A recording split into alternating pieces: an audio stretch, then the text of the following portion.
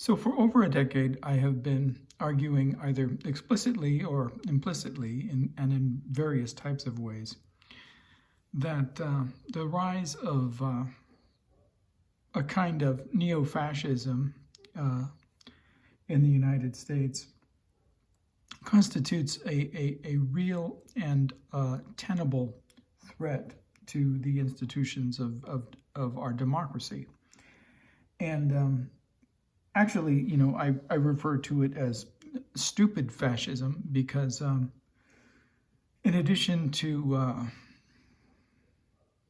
being motivated by willful violence and a desire, to destroy most of us, whom its members consider to be different and other than themselves, which constitutes, quite a lot of us.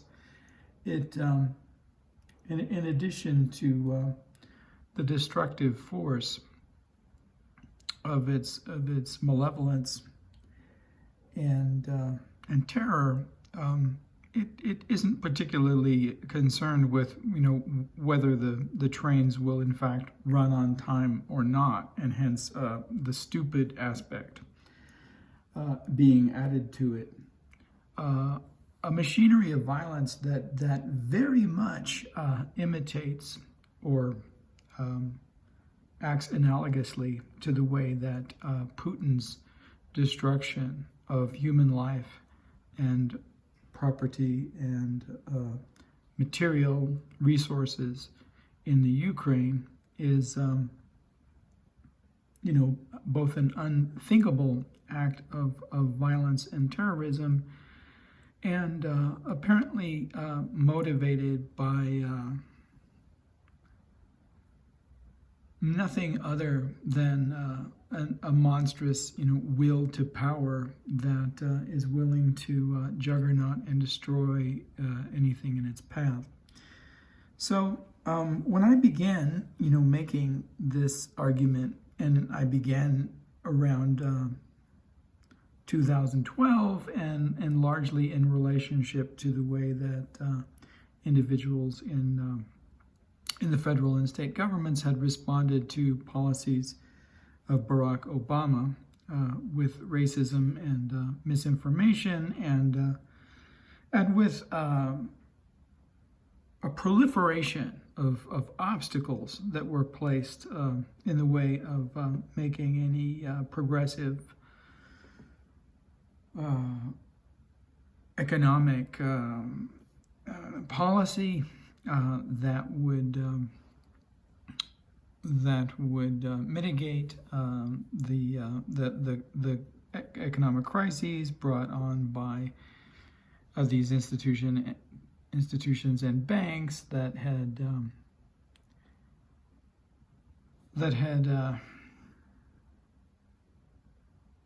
the economy of that particular situation was complex, but that basically had expanded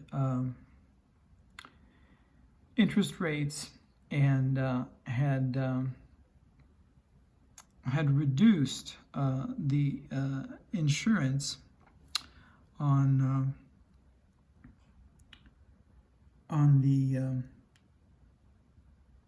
the loans and the lending apparatuses that were provided to support the structure and stability of these economic institutions, and basically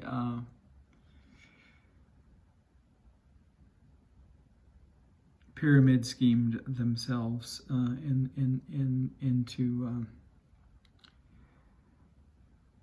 into a house of cards that led to economic collapse, and in the economic collapse, the corresponding theft of many Americans who had invested in homes or who were trying to save homes that they had purchased but were now unable to fulfill the interest rate terms of, et cetera, et cetera, et cetera. So, I mean, we see the same thing, going on, today with the Republican Party's consistent, blocking of any, economic plan or policy, however sound, or it doesn't really make a difference because it's initiated by a Democratic president, right? Where the exact same economic policies and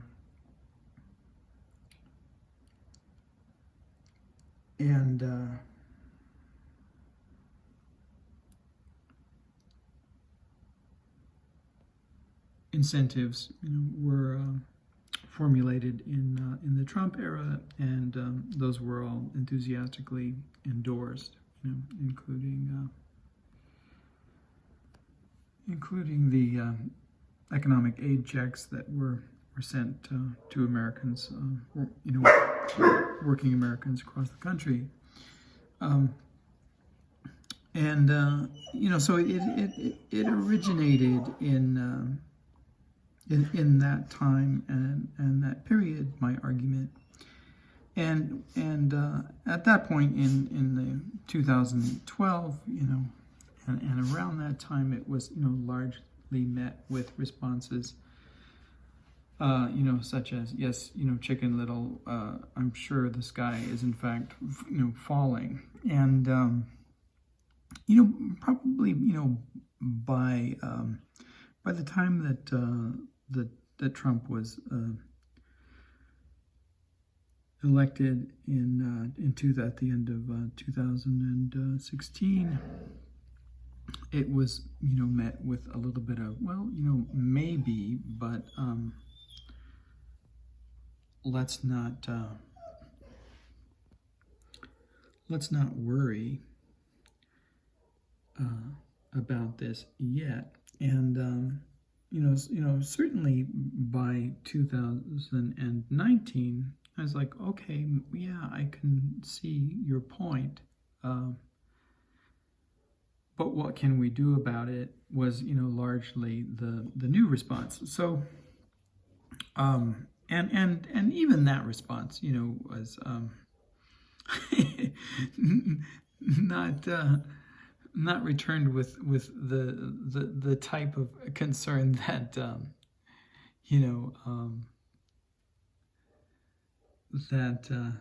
that I would have liked to have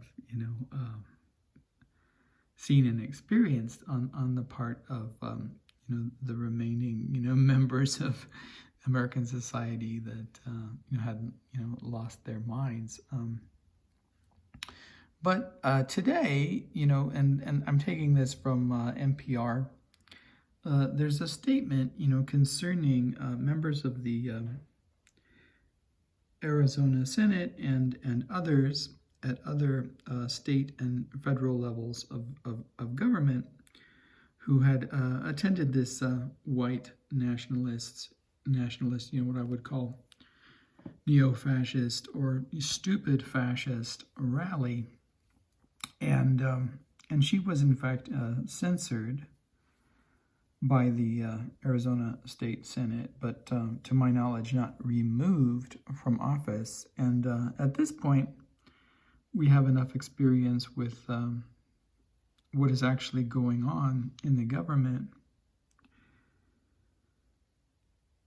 to actually be surprised that the Republican members of the Arizona State Senate would have censored someone for attending a neo-Nazi fascist rally in which all kinds of really undemocratic and unspeakable anti-humanitarian and unimaginably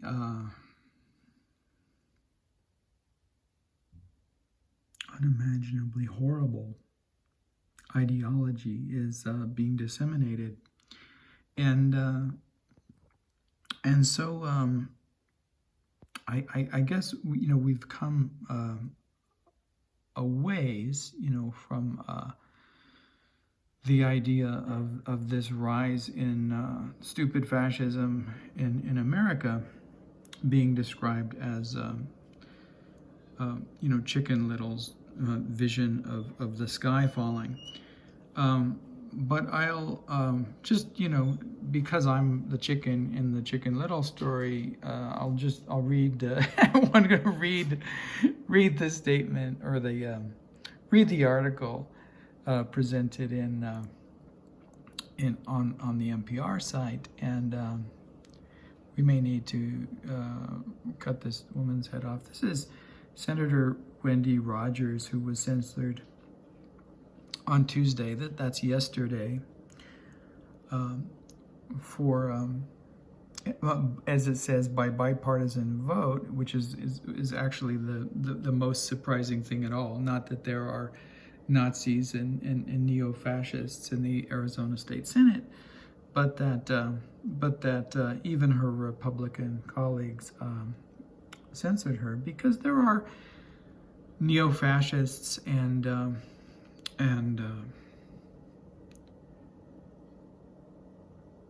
white nationalists at the federal level of the government, as is well known now as well, and those individuals, including the former fascist president Donald Trump, have not been censored. In fact, anyone who criticizes these neo-fascists at that level of the Republican Party are in fact censured for criticizing the authoritarian and neo-fascist ideologies that they promote, no matter how undemocratic, and including actions that led to the January 6th insurrection.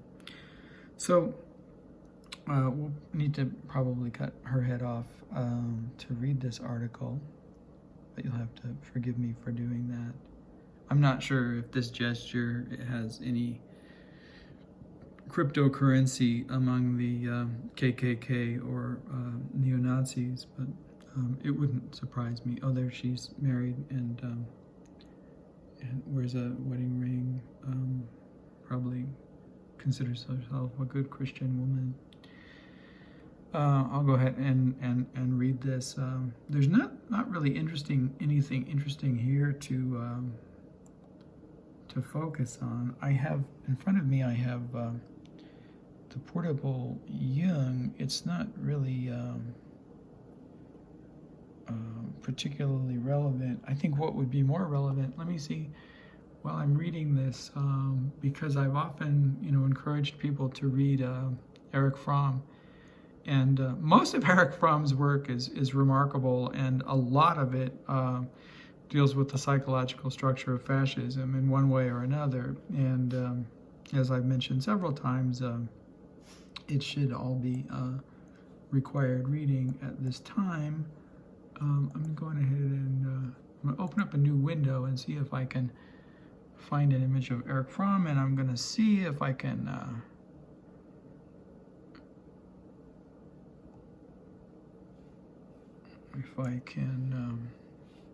take it off the web and focus on that while I'm reading this statement. So this again is improvisatory reading of this article, as you can see, or I would have prepared in advance with the image. Let's see which image we like.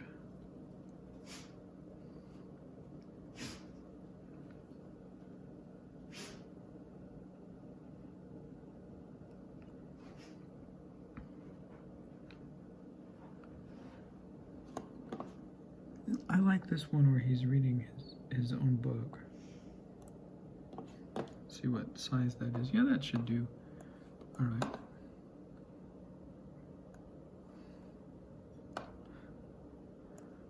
Put Mr. Fromm in the universe here. Should be able to close that. And then I won't need to focus on Wendy Rogers while I read this.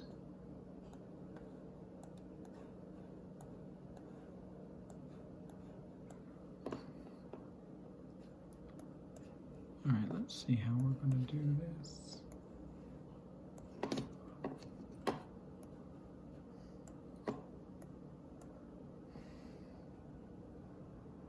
Okay.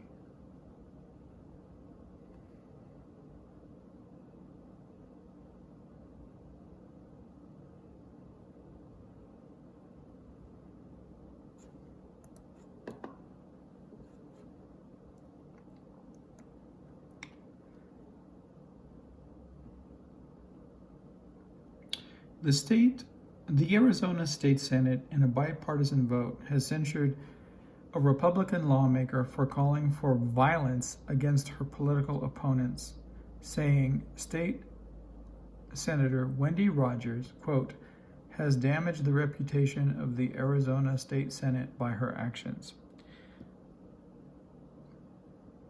The move comes days after Rogers spoke at a conference organized by a well-known white nationalist in which she called for her political rivals to be hanged.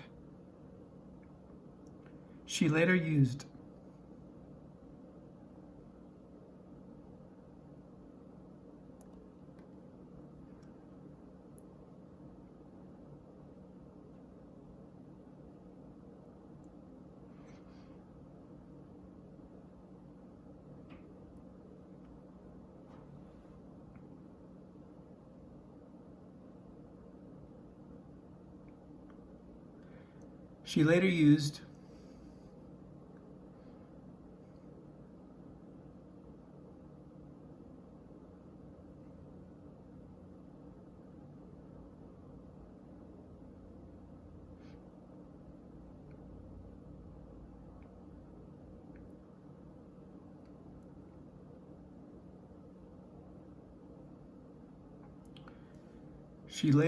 anti-Semitic tropes to describe Ukrainian President Volodymyr Zelensky, whose nation is being invaded by Russian troops.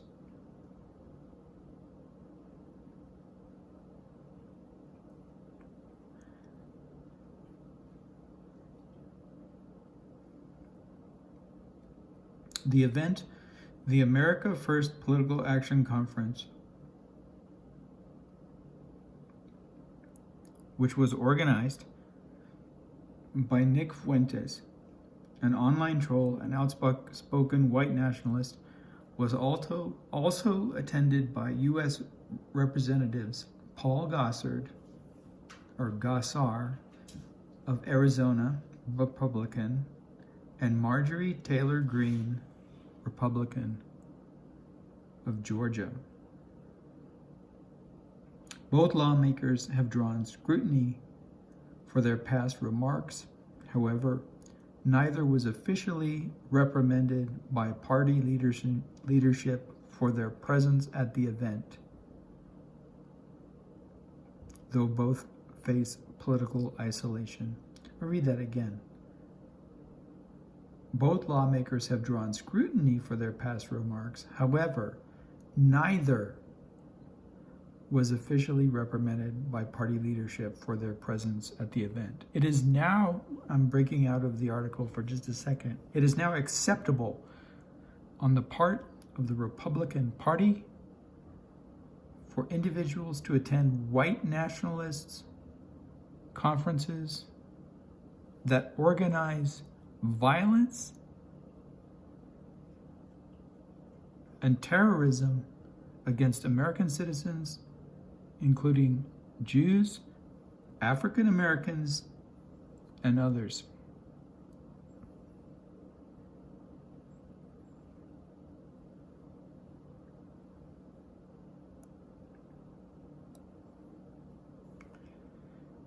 And in spite of the final statement in this article,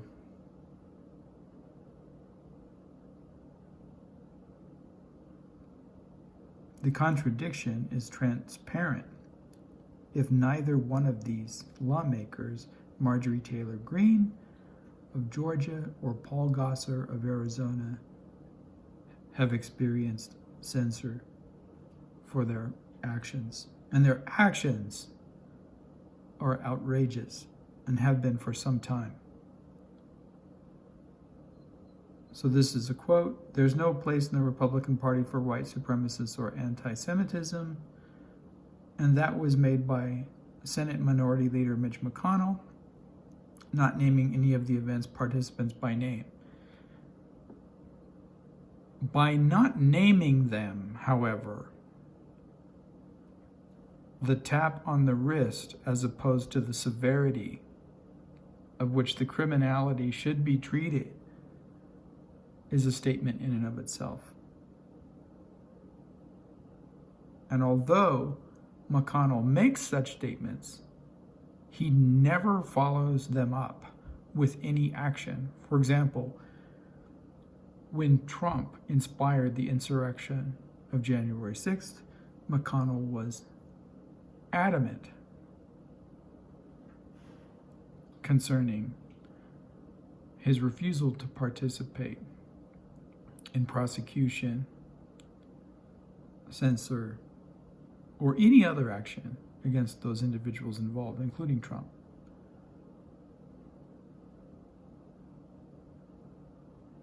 Mitch McConnell also failed to recognize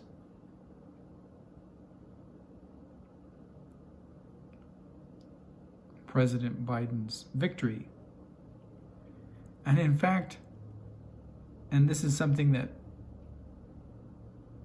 that many of us may have forgotten, but in fact, the terrorist Vladimir Putin recognized Biden's victory before Mitch McConnell did, and congratulated Joe Biden as the elected president of the United States before Mitch McConnell. And so, although Mitch McConnell claims that there's no place in the Republican Party for white supremacists or anti-Semitism, he certainly uses them to fill Republican positions in the government. And I'm returning to the article. During the conference, speakers made racist remarks and cheered on Russian president and terrorist, I added the terrorist, Vladimir Putin, comparing the Russian leader favorably to Adolf Hitler. This group, this rally, this white nationalist, neo-stupid fascist organization compared Vladimir Putin favorably to Adolf Hitler. They like both Putin and Hitler. Rogers, in her remarks, praised Fuentes. You'll recall he was the organizer of this rally and leader of this group, an outspoken racist who has said he does not believe women also, so racism and misogyny typically go hand in hand, that women should not have the right to vote. She praised Fuentes, this is Rogers, this is the woman in the Arizona state government, as, quote, the most persecuted man in America, unquote.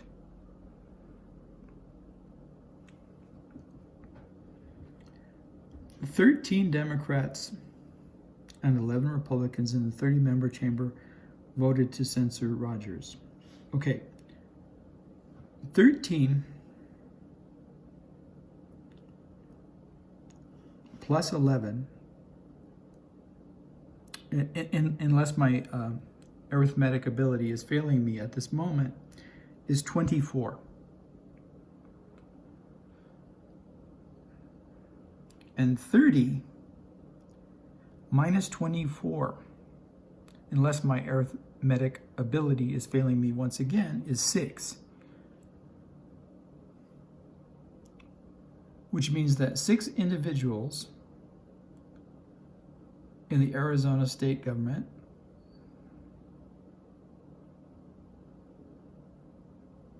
think it's okay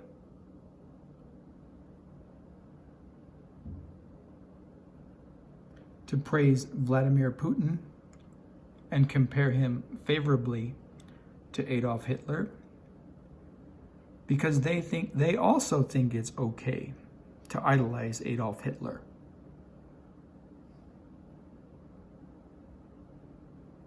And they also think it's okay to endorse the idea that women should not have the right to vote. She engaged in, quote, I'm returning to the article. She engaged in quote, conduct unbecoming of a senator, including publicly issuing and promoting social media and video messages encouraging violence against and punishment of American citizens, and making threatening statements declaring, and this is a quote within the quote, political destruction, end of the quote within the quote, of those who disagree with her views, end of the quote. The censure motion against Rogers said. But again, there were 6 members that failed to endorse that censure. In a series of tweets on Tuesday following the censure, Rogers defended her appearance at the conference as an expression of her First Amendment right to free speech.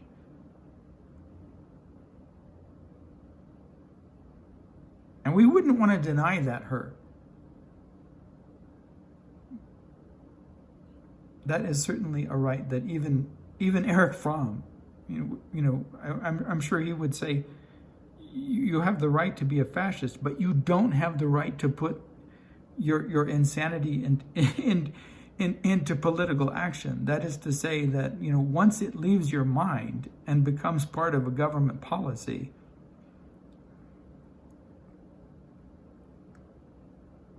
those of us who believe in the defense of democracy are required by our conscience to do everything that we can to remove you from that position.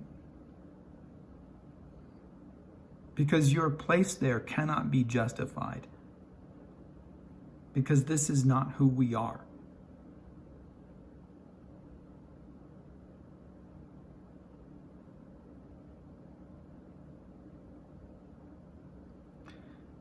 And then I'm returning to the article, and here's another quote from this woman, from this Rogers woman.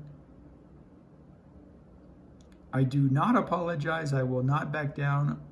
And I am sorely disappointed in the leadership of this body for colluding with the Democrats to destroy my reputation. Okay, so the idea is that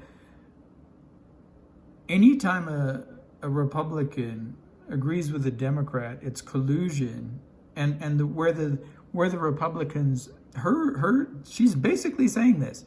She is arguing in this statement that any Republican should favor, right, white nationalist, racist, neo-Nazis over democracy.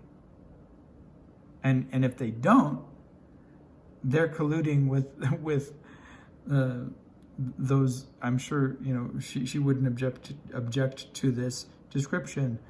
Those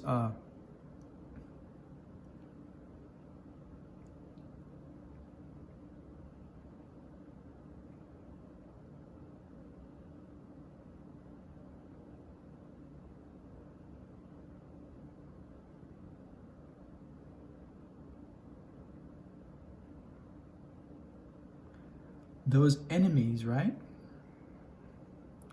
Those enemies of hers who are defined by their membership in the Democratic Party.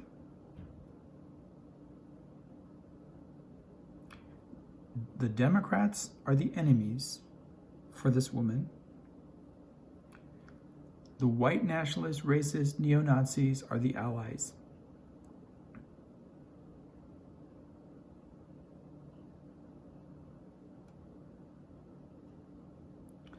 And she is disappointed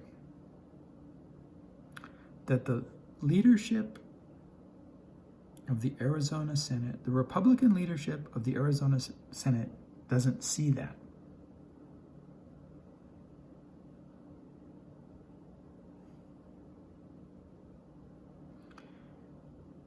And the persecution fantasies are very familiar. We're familiar with them from Fromm. We're familiar with them from Hitler. The fascist personality. Read the Fromm. The fascist personality and the identification with the sadistic father often is inspired by these persecution fantasies, right?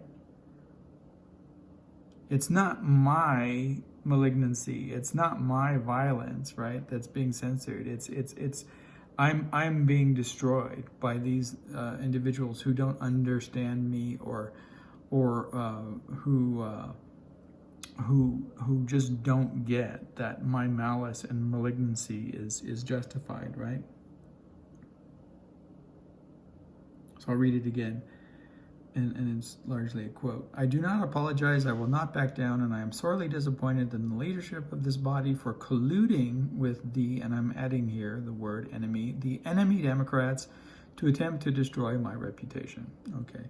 Separately, Green, who has a long history of promoting racist and anti-Semitic conspiracy theories, and I'm breaking out again, and we put up a lot on this site about Green, Marjorie Taylor Greene, and we've done so in some humorous ways and some not so humorous ways, but I've taken even some of it down, because even to talk about how offensive Green is begins to become offensive. It's like when an individual, when I lived in Julian, California, and made the mistake of buying a home in Julian, California, which is really, really Trumpy area, rural situation in California, and experienced a lot of harassment, including someone leaving a dead mountain lion on my doorstep. The only thing that I could do with the lion was bury it, because it was already so offensive that I couldn't present it, right, as evidence, because that became offensive in and of itself. And I've put pieces about Greene, Marjorie Taylor Greene, on the site, and then I removed them because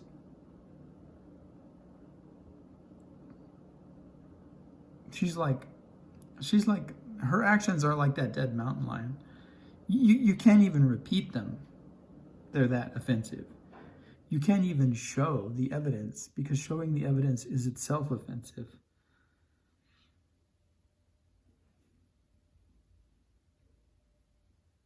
Separately, Greene, who has a long history of promoting racist and anti-Semitic conspiracy theories, also took to Twitter to double down on her remarks. Yeah, why not? Posted with a video clip of her remarks at the conference, Greene wrote, "I am not going to play the guilt by association game in which you demand every conservative should justify anything ever said by anyone they've ever shared a room with." It's like saying, I went to the Nazi youth rally and I cheered on Hitler, but I'm not responsible for what some of those other people do.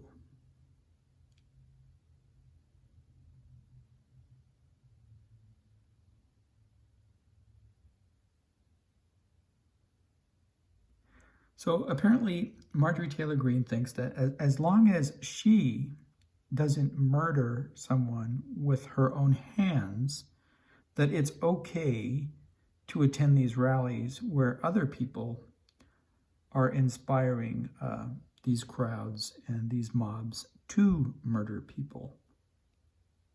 And that's not about hate for her. And she's very quick, right?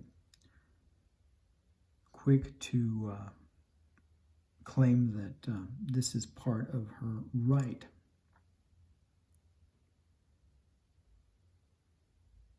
As an American citizen to attend such rallies.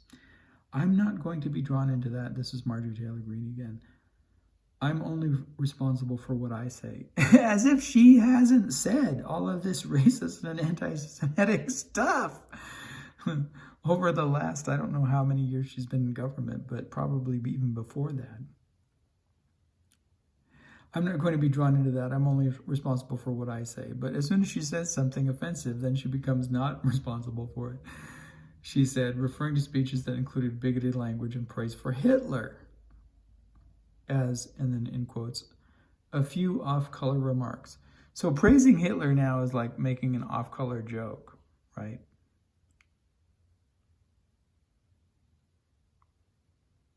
And you have to remember that for her, like what constitutes the offense of an off-color joke for us? For her is just funny. Because she doesn't have off-color jokes, right? Off-color remarks for her, like they don't even really exist because she's already a racist.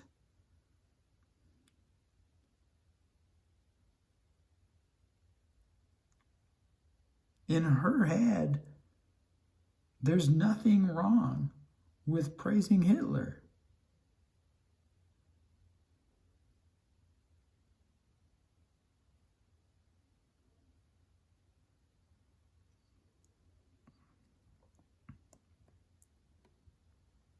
And that's the end of the article. And so, I just, will repeat, what I had stated at the beginning is, the question is, are my remarks an example of the sky falling, or are my remarks an example of irrational concern? And I think the answer is obvious. And becomes more obvious day by day, unfortunately.